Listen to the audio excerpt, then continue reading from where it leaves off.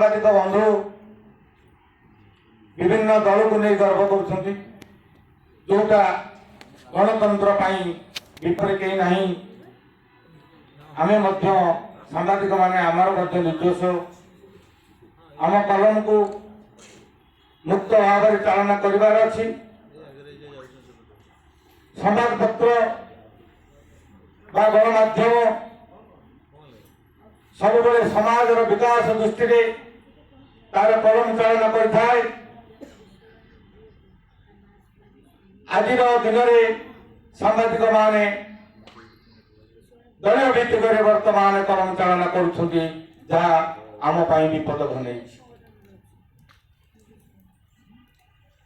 किसी समाजपत्र किसी गणमाध्यम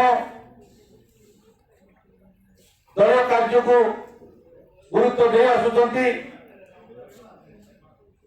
समाज अवहेलित लोक मान कलम चलुना। बर्तमान भारत वर्ष गणमाध्यम स्थान